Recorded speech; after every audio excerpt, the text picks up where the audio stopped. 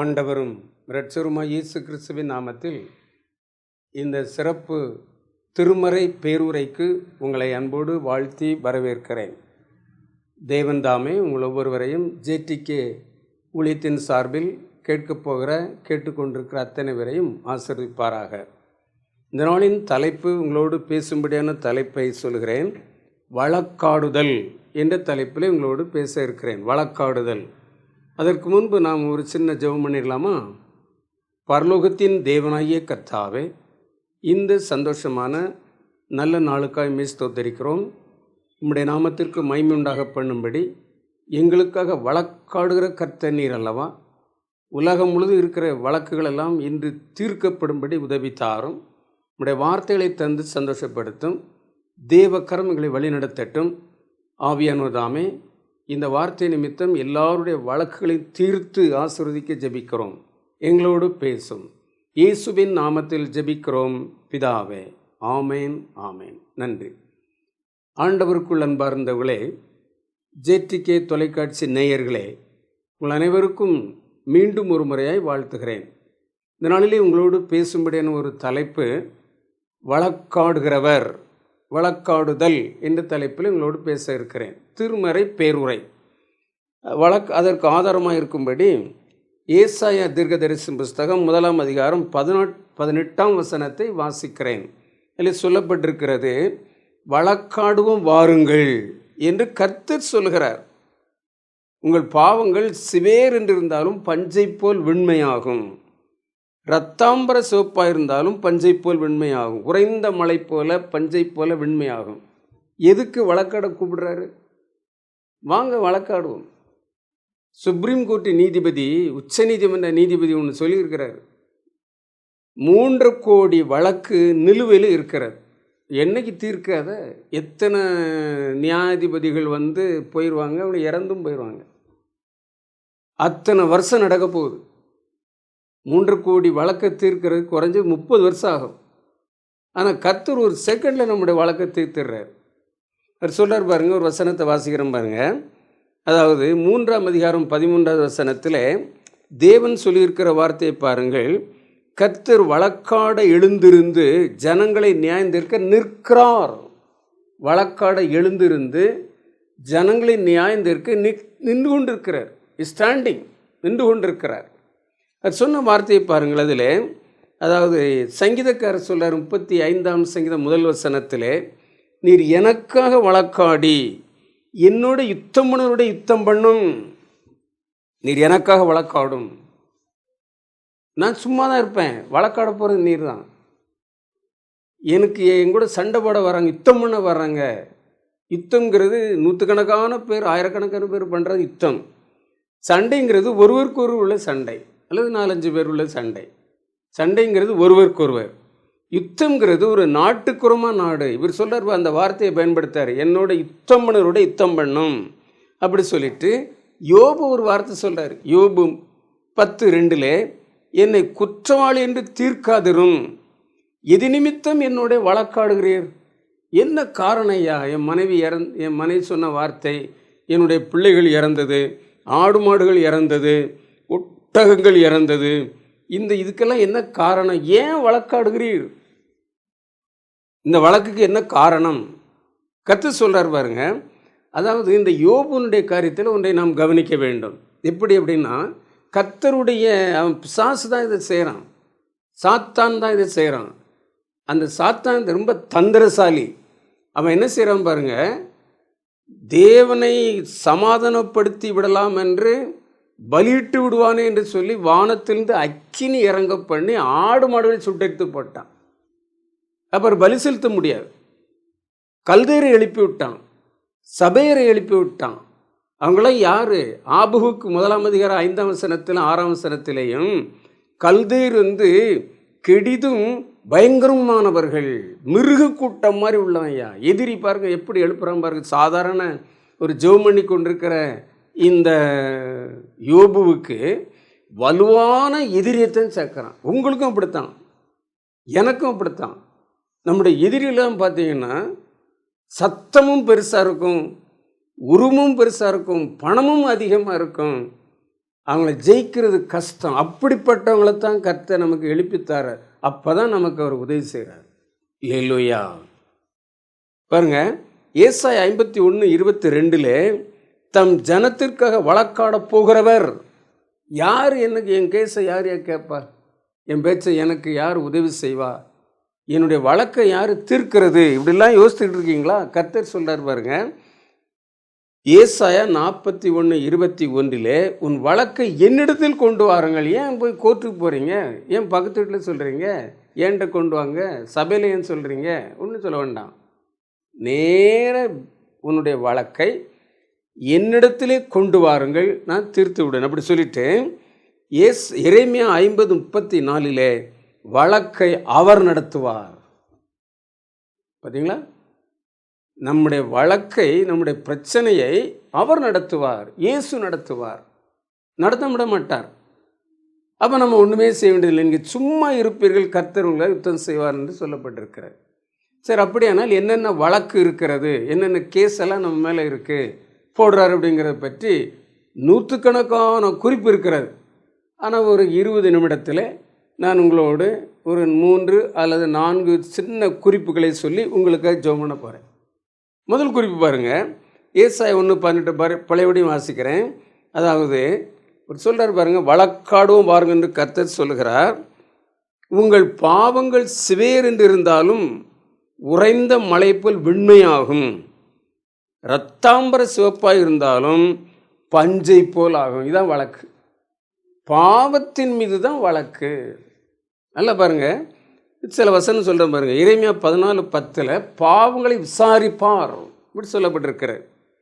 புலம்பல் 4:22 அக்கிரமங்களை விசாரிப்பார். ஓசியா 9:9 பழையபடின்னு சொல்லப்பட்டிருக்கிறது, பாவங்களை விசாரிப்பார். குற்ற பெட்டியில் போட்டு விசாரித்து பார்த்துட்டு குற்றவாளின்னு சொல்கிறாரு. சொல்லிட்டு தண்டனை அறிவிக்கிறாரு. யாருக்கு தண்டனை? அவருக்கு தண்டனை. இப்போ நீ நானும் பாவிதான். நம்ம பாவத்தை விசாரிச்சாச்சு, நம்முடைய குற்றங்களை விசாரிச்சாச்சு. நம்முடைய எரேமியா ஏசாயா 53:11-12 அவருடைய அக்கிரமத்தை தாமே சுமந்து பாவத்தை சுமந்து தீர்ப்பார். பார்த்தீங்களா? எவ்வளோ நல்ல ஆண்டு. இதான் இயேசு, தான் இயேசு. விசாரிக்கவும் செய்கிறாரு, பாவத்தை வெளிப்படுத்தவும் செய்கிறாரு, அதை தண்டனை அறிவிக்கிறாரு. தண்டனை அறிவிச்சிட்டு கர்த்தர் சொல்கிறாரு, இந்த தண்டனை உனக்கு இல்லை, எனக்கு தான். நீ தண்டிக்க வேண்டிய இடத்துல நான் இருப்பேன் அப்படி சொல்லிட்டு வெளிப்படுத்தல் 1:6 சொல்கிறாரு, நம்மிடத்தில் அன்பு கூர்ந்து பாவமர கழுவி நம்மை ராஜாக்களும் ஆசாரிகளும் ஆக்கியிருக்கிறார். அல்லேலூயா. அன்புக்குரியவர்களே, பாவம் தேவனை விட்டு நம்மை பிரித்து விட்டது, தண்டனையும் கொண்டு வந்து விட்டது. அப்போ யாரை தண்டிக்கிறது? அன்பு கூர்ந்ததினாலே நம்மை தண்டிக்காமல் தண்டனையை தாமே ஏற்றுக்கொண்டார். அப்படி சொல்லிட்டு சொல்றார் பாருங்க, ரோமர் 8:3 பாவத்தை ஆக்கினிக்குள்ளாக தீர்த்தார் என்று எழுதப்பட்டிருக்கிறார். ஒரு பரீட்சையில் ஒரு தம்பி பரீட்சையில் கேள்வி கேட்குறாங்க, இந்தியாவின் தலைநகரம் எது? அவன் சொன்ன சென்னைன்னு எழுதிவிட்டான். மெட்ராஸ், இந்தியாவின் தலைநகரம் மெட்ராஸ் அப்படின்னு எழுதிட்டான். இது கூட உனக்கு தெரியலன்னு ஆசிரியர் கேட்குறாரு. சரி, வீட்டில் டியூஷன் எதுவும் படிக்கியா? இல்லை. உங்கள் அப்பா வர சொல்லு. அப்பா வந்தோடனே சொல்லு, என்ன சார் பிள்ளை உங்கள் பையன் பாருங்கள், இந்தியாவின் தலைநகரம் சென்னை அப்படின்னு எழுதியிருக்கான். அவன் எழுதுன்னு சரிதான் அப்படிங்கிறாரு. உன் கேள்வி தான் ஏன் தப்பு? உன் கேள்வி, நீ இந்தியாவின் தமிழ்நாட்டின் தலைநகரம் எதுன்னு கேட்டிருக்கணும். நீ இந்தியாவின் தலைநகரம் எது கேட்டிருக்க. அவன் எழுதின பதில் கரெக்டு. பார்த்தீங்களா எப்படி இருக்கு பாருங்க. நம்ம ஆண்டவரும் அப்படித்தான், நீ பாவிதான்ப்பா, நீ பாவிதான், உன் மேலே தப்பு இருக்கிறது, குற்றத்தை விசாரிச்சாச்சு, தண்டனை யாருக்கு தெரியுமா? எனக்கு. உனக்கு விடுதலை. இதுதான் முதல் வழக்கு. எவ்வளோ அருமையான ஆண்டவர் பார்த்தீங்களா? நாளின் தலைப்பு வழக்காடுதல். நிறைய கேஸ் இருக்கிறது. நான் சொல்றது இந்த உலகப்பரமான கேஸை பற்றி சொல்லலை, அது நிறைய சண்டை இருக்கிறது. ரெண்டாவது பாருங்க, 1 சாமுவேல் 25:39 நிந்தையின் வழக்கு அப்படின்னு சொல்றாரு. தாவீது சொல்றாரு, என் நிந்தையின் வழக்கை கர்த்தர் தீர்த்துட்டார். மான நஷ்ட வழக்குன்னு அர்த்தம்னா வைங்களேன். மான நஷ்ட வழக்கு, மான நஷ்ட வழக்கு போட்டிருக்காங்க. யார் மேலே? நம்ம மேலே போட்டிருக்காங்க. அதை யார் ஏற்றுக்கிடுறா? கர்த்தர் தீர்க்கிறாரு. எப்படி பாருங்க, இந்த பைபிளில் நிறைய இருக்கிற எசேக்கியேல் 35:12 உன்னை நிந்தித்தேன், உன் நிந்தனையெல்லாம் கர்த்தரை நான் கேட்டேன். உன்னை யாரெல்லாம் ஏசுறாங்க தெரியுமா? மறைமுகமாக பேசுகிறாங்க தெரியுமா? உனக்கு விரோதமாக ரகசிய ஆலோசனை பண்ணுறாங்க தெரியுமா? அதெல்லாம் நான் கேட்டேன். மனுஷன் கேட்கல, அம்பாள காதுகளாம் போனான். நான் கர்த்தராகிய நான் நிந்தித்த நிந்தனையெல்லாம் கேட்டேன். உடனே பதிலும் கொடுத்துட்றாரு. எப்படி பாருங்க. அதனால் அவரே சொல்லியிருக்கிறார் ஏசாயா 51:7 மனுஷருடைய நிந்தைக்கு பயப்படாமலும் கலங்காமலும் இருங்கள். மனுஷருடைய நிந்தைக்கு பயப்படாதாங்கப்பா. மனுஷன் அப்படிதான் சொல்லுவான். தாவீதுன்னு ஒருத்தர் இருந்தார், அழகான ஆள், இளம் வயது, அதில் நீல கண்கள், நல்ல கலர், நல்ல சுருட்ட முடி, வீரன், வாசிப்பதில் தேறினவன், நல்ல இசை ஆசிரியர், இசை ஞானி. அவருக்கு அவருடைய காலத்தில் கோலியாத்துன்னு ஒரு பெலிஸ்தன், சவுல் ராஜனுடைய ஆரம்ப காலம் அது. 40 நாள் இஸ்ரவேலை ஏலேங்கிற பள்ளத்தாக்கில் வச்சு 40 காலையும் மாலை 80 தடவை நிந்திக்கிறான். யார? இஸ்ரவேல் ஜனத்தை தன் தேவர்களை கொண்டு சபித்தான்னு போட்டிருக்கு. சபித்தான். ஒரு தடவை நம்ம யாராவது ஒரு வார்த்தை சொல்லியாச்சுன்னா 1 மாதம் தூங்க மாட்டோம். இப்படி சொல்லிட்டாங்களே அப்படின்னு. 40 நாள் காலையிலும் மாலையிலும் நிந்தித்தான். ஒருத்தன் வாய்யா என்ன சித்தத்துக்கு வா, ஜெயிச்சிட்டா நீ அடிமை, தோத்துட்டா நான் அடிமை. இதுதான் அதனுடைய தாற்பயம். ஜெயிச்சா நீ அடிமை, தோத்து போனா நான் அடிமை. என்ன ஆயிட்டு தெரியுமா? நிந்தித்த நிந்தனையை கர்த்தரை நான் கேட்டேன்னு சொல்றாரு இல்லையா? அவர் கேட்டார், பரலோகத்திலிருந்து கேட்டார். ஒரு சின்ன கேப் இந்த இடத்துல இருந்தது. இவருக்கு சண்டை போட தெரியாது. யாருக்கு? தாவீதுக்கு. ஆனால் கவன் வீச தெரியும். அந்த கவனனுடைய சக்தியை பாருங்க. எந்த இடத்துல சின்ன இடைவெளி இருக்கோ அங்கே ஒரு கல் போய் உள்ள வரைக்கும் பதிஞ்சு முகங்குப்புற விழுந்தான்னு போட்டிருக்கு. மல்லாக்க விழுந்தான்னா தள்ளிட்டான்னு அர்த்தம். குப்புற விழுந்தான் அப்படின்னா பேலன்ஸ் கிடைக்காம, குப்புற விழுந்தான்னா காலில் விழுந்து வணங்கிட்டான்னு அர்த்தம். நம்ம ஆண்டவர் எப்படி செய்கிறாரு பாருங்க. சைடில் விழுந்தான் அப்படின்னு எழுதலை, மல்லாக்க விழுந்தான் அப்படின்னு எழுதலை. வேதம் தெளிவாக எழுதுகிறது, முகங்குப்புற விழுந்தான். அரசியல்வாதிகள்லாம் முகங்குப்புற விழுவாங்க. கோயிலில் நம்ம முகங்குப்புற விழுந்து ஜெபம் பண்ணுறோம். கர்த்தர் அதை பார்க்குறார்.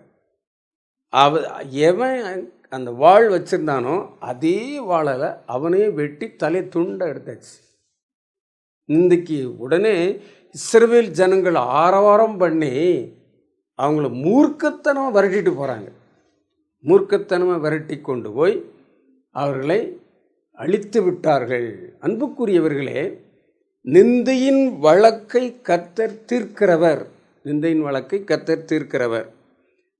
இந்த ராஜாவாகிய தாவீது ராஜாவாகலை. 1 சாமுவேல் 27 முதல் வசனத்தில் என்றைக்காயிலும் ஒரு நாள் சவுலின் கையினாலே மரணம் அடைவேன்னு சொல்லி பெலிஸ்தர் ஒழிகிறார். சூழ்நிலையை பார்த்தீங்களா? கோலியாத்தை கொன்றவர், சிங்கத்தை கொன்றவர், கரடியை கொன்றவர், தனக்கு பெண்ணு கிடைக்குங்கிற நோக்கத்தில் 100 பெலிஸ்தருடைய நுனித்தோலை கேட்டால் 200 நுனித்தோலை எண்ணி கொண்டு செலுத்தின வீரம் நிறைந்தவர், பயங்கரமான வீரன் அவர். அவர் இந்த வார்த்தையை சொல்றார். சொல்லக்கூடாது. என்றைக்காலும் ஒரு நாள் சவுலின் கையில் மரணமடைவேன். அந்த வார்த்தையை கேட்டுடனே ஆண்டவர் பார்த்தார். அது சரியா 10ஆம் நாளிலே, இப்போ நீ சவுலுக்கு தானே பயப்படுற, சவுலின்னு இருக்க மாட்டான். நிந்தையின் வழக்கை நான் தீர்க்க போகிறேன். சவுலை யாரும் கொல்லலை. தன் பட்டயத்தை நட்டு கில்போவா மலையிலே தானே விழுந்து இறந்து போனான். என் அன்பு சகோதர சகோதரிகளே, உங்களை யாராவது நிந்திக்கிறாங்களா? வசனம் சொல்லுகிறது, அவர்கள் ஒன்றுமில்லாமல் இல்பொருள் ஆவார்கள். இல்லைன்னா நம்ம ஊழியம் செய்ய முடியுமா? வியாபாரம் பண்ண முடியுமா? விவசாயம் பண்ண முடியுமா? தெருவில் நடமாட முடியுமா? வீட்டில் குடியிருக்க முடியுமா? ஹலோ, வீட்டில் குடியிருக்க முடியுமா ஐயா? கர்த்தர் இல்லைன்னா வீட்டில் குடியிருக்க முடியாது. இயேசு இல்லை அப்படின்னா நம்ம குடியிருக்கக்கூட முடியாது. வீட்டை விட்டு வெளியேறாமல் இருந்தாலுமே நம்ம வெளியே வர முடியாது. அப்படி ஒரு சூழ்நிலை வந்துவிடும். அதனால சொல்கிறாரு, என் நிந்தையின் வழக்கை நீக்கினார். ரெண்டாவது, முதல்ல பாவத்தின் மீது வழக்கு, ரெண்டாவது நிந்தையின் மீது வழக்கு. எல்லாரும் நம்மளை ஏசத்தான் செய்கிறாங்க. யாரா புறம்படாமல் இருக்காங்களா? 90 வயசு பாட்டிக்கு கூட பிரச்சனை இருக்கு இல்லையா? அவளையும் சொத்தெல்லாம் நம்ம பேர் கொடுத்துட்டு காதல் காலத்தில் கிடக்கெல்லாம் தந்துட்டு போயிட மாட்டாளே, சீக்கிரம் சாக மாட்டாளே அப்படின்னு நினைக்கக்கூடிய காலம் இது. அதனால தான் கர்த்தர் சொல்கிறாரு, உன் நிந்தையின் வழக்கை நான் தீர்த்து விட்டேன். இன்று முதல் இந்த செய்தியை கேட்கிற அத்தனை பேருக்கும் கர்த்தர் சொல்கிறாரு, எப்பா உனக்கு இனிமேல் நிந்தையின் வழக்கு கிடையாது. தான் இயேசு உங்களுக்குத்தான். மூன்றாவது பாருங்க, ஒரு வார்த்தை சொல்கிற பாருங்க, 140ஆம் சங்கீதம் 12வது வசனத்தில், சிறுமியானுடைய வழக்கை நியாயம் விசாரிக்கிறவர். சிறுமியான those are oppressed in society, சமுதாயத்திலே தள்ளப்பட்டவர்கள், ஒடுக்கப்பட்டவர்கள், வெறுக்கப்பட்டவர்கள் உடைய வழக்கு இருக்கிறது. இங்கே போய் சொல்கிறது. திருவள்ளுவரே ஒரு இடத்துல சொல்கிறார் பாருங்க. திருவள்ளுவரே சொல்கிறாரு, அல்லற்பட்டு அழுது ஆற்றாத கண்ணீர் அன்றோ செல்வத்தை தேய்க்கும் படை அப்படின்றார். அல்லற்பட்டு அழுது ஆற்றாத கண்ணீர் அன்றோ செல்வத்தை தேய்க்கும் படை. ஐயோ, என்னால் ஒன்றும் செய்ய முடியலையே, எல்லாரும் கூட்டமாக வந்து நின்று எனக்கு விரோதமாக இருக்கிறாங்களே அப்படின்னு ரெண்டு மனம் வெம்பி மனம் கசங்கி 2 சொட்டு கண்ணீர் விட்டால் அந்த கண்ணீர் வந்து செல்வத்தை தேய்க்கும் படை. அது பெரிய படை, மிலிட்டரி ஃபோர்ஸ். இது 2 சொட்டு கண்ணீர். யாருக்கு? நமக்கு. யார் சொல்கிறா? இயேசு சொல்கிறாரு. என்ன சொல்கிறாரு? சிறுமையின் வழக்கை கர்த்தர் விசாரிப்பார். பாருங்க, யோபு 36:6 சிறுமையான வழியை நியாயம் தீர்க்கிற விசாரிக்கிறவர் கர்த்தர்னு போடப்பட்டிருக்கிறார். நியாயாதிபதிகள் 6ஆம் அதிகாரம் 6ஆம் வசனத்தில், மீதியானியரால் இஸ்ரவேலர் சிறுமைப்படுத்தப்பட்டார்கள். பாருங்க, ஆதியாகமம் 41ஆம் அதிகாரம் 52வது வசனத்தில், சிறுமைப்பட்ட தேசத்தில் என்னை தேவன் பலுகி பெருக பண்ணினார். யோசேப்பின் உடன் பிறந்த சகோதரர்கள் யோசேப்பை பகைச்சாங்க. கர்த்தர் சிநேகித்தார். குழியில் தூக்கி போட்டாங்க. குழி தூக்கி போட்ட மட்டும்தான் பைபிளில் எழுதியிருக்குது. ஆனால் அவர் எவ்வளோ கெஞ்சியிருப்பார், எவ்வளோ கண்ணீர் வடிச்சிருப்பார், குழியிலேருந்து வெளியே வர்றதுக்கு முயற்சி பண்ணியிருப்பார், முடியலை, அழுகிறாரு. பாருங்க, அதை பைபிளில் அவங்களே என்ன சொல்கிறாங்க பாருங்க.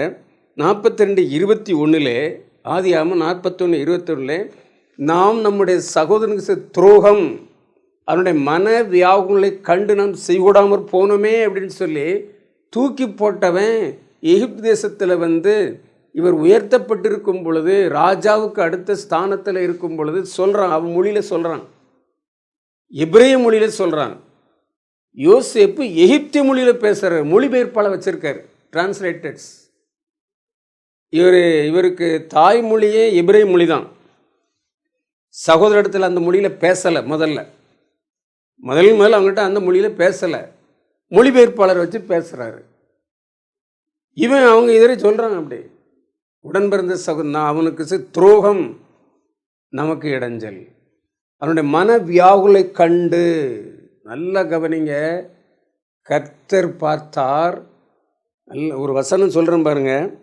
இதை யாரை கொண்டு ஒரு பழிவாங்கிறார் தெரியுமா? எண்ணாகமம் 31ஆம் அதிகாரம் 2வது வசனத்தில், இஸ்ரவேல் புத்திர நிமித்தம் நீ மீதியானிடத்தில் பழி வாங்குவாயாக. மீதியானியர் தான் யோசேப்பை விலைக்கு வாங்கின. கேட்டுக்கலாம்ல, இவன் யாரு, ஏன் விற்கிறீங்க, அழகான பையனாக இருக்கான்னு நிறைய துட்டு கிடைக்குன்னு கொண்டு விட்டாங்க. கர்த்தர் அதை பார்க்குறாரு. மீதியானியர் வாங்குறது தப்பு, அந்த மீதியானுடைய தேசத்தை அழிச்சிரு. யார்கிட்ட சொல்கிறாரு? மோசேட்ட சொல்கிறாரு. நீ மரணம் அடைவதற்கு முன், இந்த வார்த்தையை பாருங்க, மரணமடையும் முன் இல்லை, நீ எடுத்துக்கொள்ளப்படுவதற்கு முன் மீதியானியரை பழி வாங்கு, இஸ்ரவேல் புத்தர் நிமித்தம் மீதியானியரை பழி வாங்குவாயாக, அதற்கு பிற்பாடு உன் ஜனத்தாரோட சேர்க்கப்படுவாய். அப்படின்னா என்ன அர்த்தம்? சாவதுக்கு முன்னாடி மோசேட்ட சொல்கிறாரு, நீ சாகிறதற்கு முன் மீதியானியரை பழி வாங்கு. நல்லா கவனிச்சு பாருங்க, 7 ஜாதியில் அந்த தேசத்தில் ஒரு ஜாதி தான் இருக்குது, மீதி எல்லாம் அழிஞ்சு போச்சு. எதனால? ஒருவனுடைய கண்ணீர், இஸ்ரவேல் புத்தருடைய சிறுமை நிமித்தம், யோசேப்பினுடைய சிறுமை நிமித்தம். உடனே அவர் அமுல்படுத்துகிறார். மீதியானியரை அழிக்கிறதற்கு கோத்திரத்துக்கு 1000 பேர் வீதம் 12,000 பேரை சேர்த்து வச்சு அவனுக்கு பயிற்சி கொடுத்து கொண்டு போய் சர்வ துவம்சம் பண்ணிடுறார். எவ்வளோ பெரிய ஆண்டவர் பாருங்க. நம்ம நினைக்கிற நமக்கு யாருமே இல்லை அப்படின்னு இல்லை. உனக்குன்னு ஒரு கூட்டமே இருக்கு. பாகாலுக்கு முன்பாக முழங்காற்படியிடாத 7,000 பேர். பாகால நீ மட்டும்தான் எதிர்க்கு நினைக்காத, இல்லை தீர்க்கதரிசி நீ மட்டும்தான் எதிர்க்கிற, இல்லை, முழங்காற்படியிடாத 7,000 பேர் இருக்கிறாங்க. 7,000 இருக்கியா உன் பின்னால?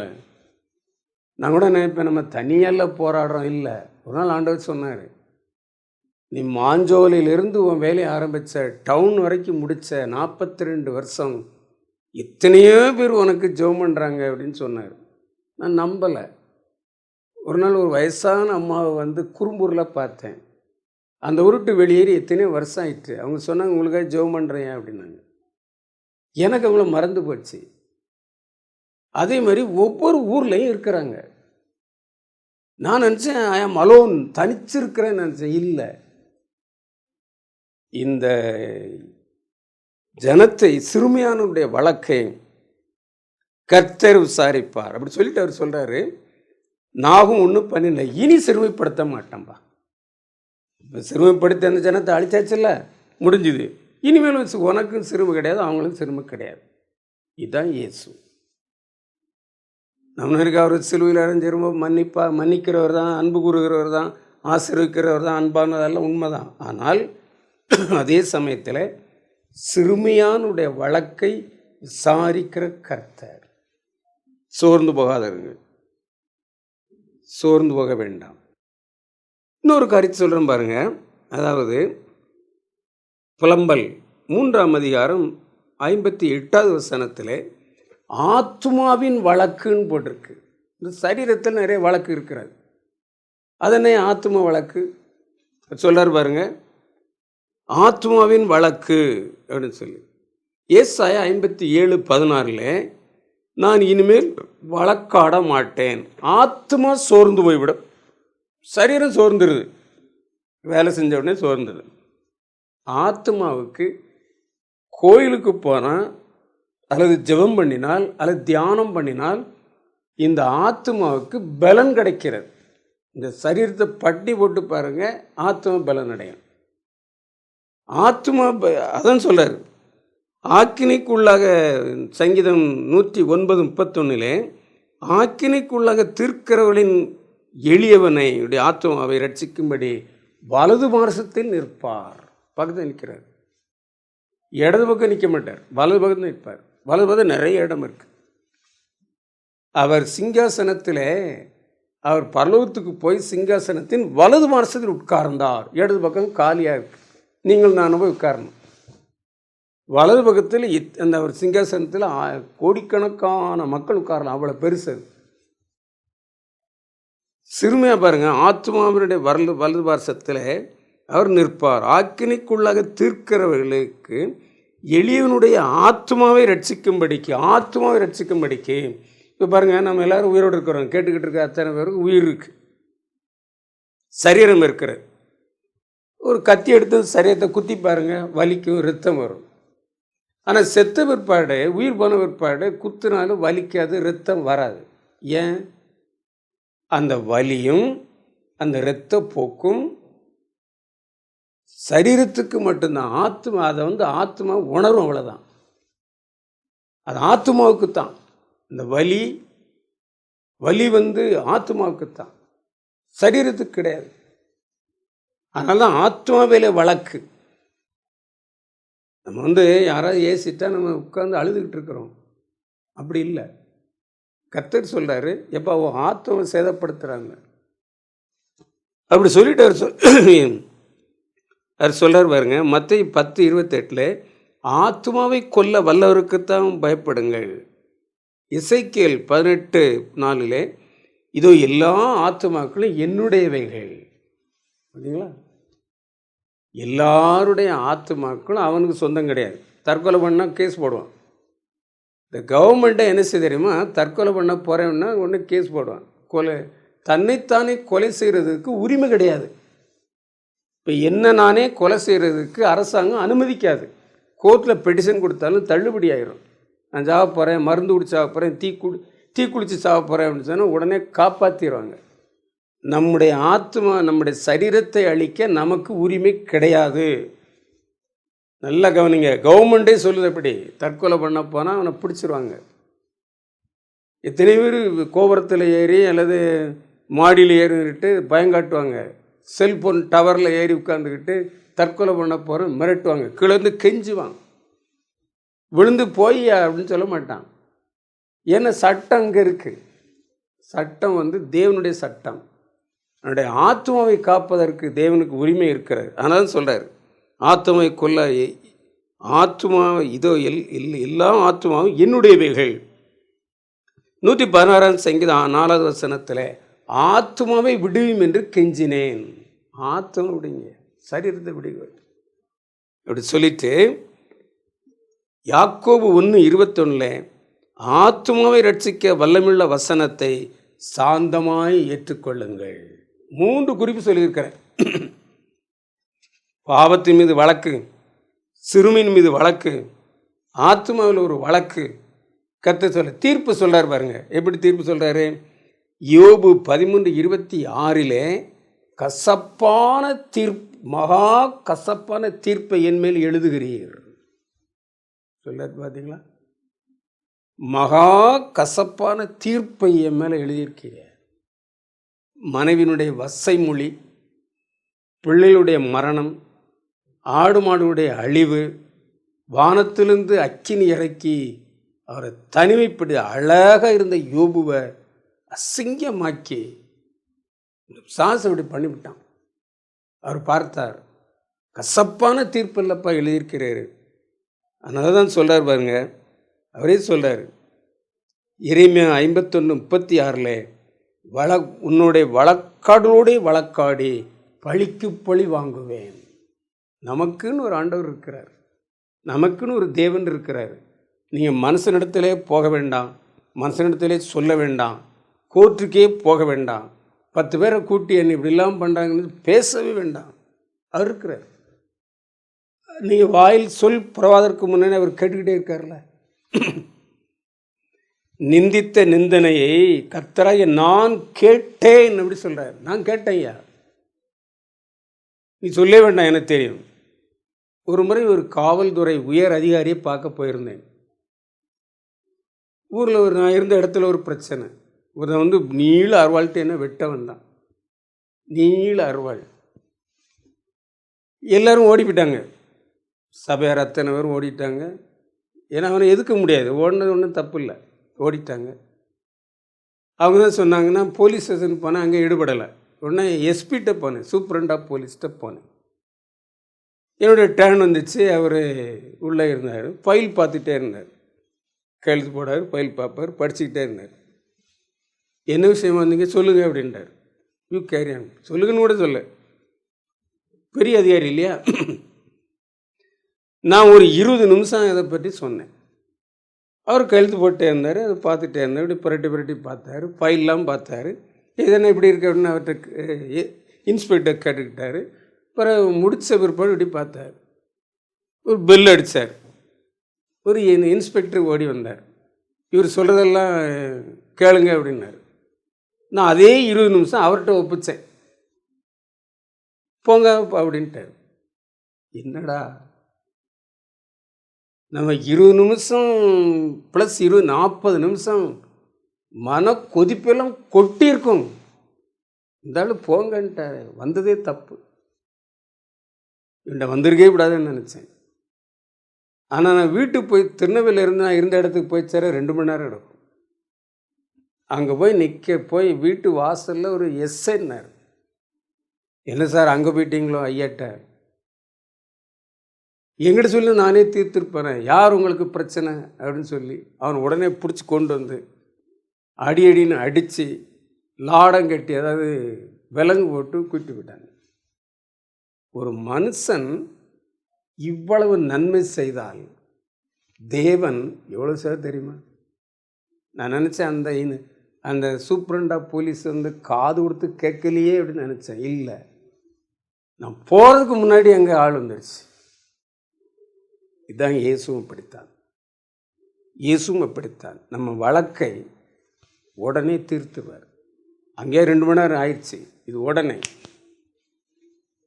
நான் கேட்டேன்ப்பா, உன் பாவ வழக்கு, உன் நிந்தையின் வழக்கு, உன்னுடைய ஆத்மாவின் வழக்கு, ஒரு தீர்ப்பு சொல்கிறேன் பாரு அப்படின்னு சொல்லிட்டு தீர்ப்பு என்ன சொல்கிறார் பாருங்க. உன்னுடைய வழக்காடுடைய வழக்காடி, எரேமியா 51:36, உன்னுடைய வழக்காடுடைய வழக்காடி யுத்தம்மனுடைய யுத்தம் பண்ணுவேன். இதுதான் தேவன். இப்படிப்பட்ட தேவன் உங்கள் வீட்டில் இருக்கிறார், உங்களுக்குள்ளே இருக்கிறார், எனக்குள்ளே இருக்கிறார். அவரை நாம் ஆராதிக்க வேண்டும். அவரை பிடித்துக்கொள்ளும் பிரச்சனையெல்லாம் அவர்கிட்ட சொல்லுவோம். அவரே அதுக்கு தீர்ப்பு சொல்லிடுவார், வழக்குக்கு தீர்ப்பு சொல்லிடுவார். ஜெபமனுமா? பரலோகத்தின் தேவனாகிய கர்த்தாவே, இந்த சந்தோஷமான நல்ல நாளுக்காய் ஸ்தோத்தரிக்கிறோம். ஜேடிகே ஊழியத்திற்காயுமே துதிக்கிறோம். உம்முடைய நாமத்திற்கு மகிமை உண்டாக பண்ணும்படி பரலோகத்தின் தேவன் வழக்காடுகிறவர் என்ற தலைப்பில் கொடுத்த இந்த வார்த்தைகளை ஆசீர்வமாக்கி தாரும். உம்முடைய வலதுகரம் பராக்கிரமம் செய்யட்டும். கேட்ட ஒவ்வொருவருக்கு வழக்காடுகிற தேவன் ஒரு உண்டு என்று அறிந்து கொள்ள உதவி தாரும். எங்களையே உம்முடைய கரத்திலே கொடுக்கிறோம். இன்று முதற்கொண்டு பாவ வழக்கு, ஆத்தும வழக்கு, நிந்தையின் வழக்கு ஒன்றும் நெருங்காதபடி காத்துக்கொண்டு இந்த நம்பிமை துதிக்கிறோம். ஜேடிகே விசுவாசிகள் அத்தனை பேரையும் அப்படியே செய்வீராக. கேட்க போகிற அத்தனை பேரும் ஆசீர்வமாக்கி தாரும். இயேசுவின் நாமத்தில் ஜெபிக்கிறோம் பிதாவே. ஆமேன், ஆமேன். நன்றி.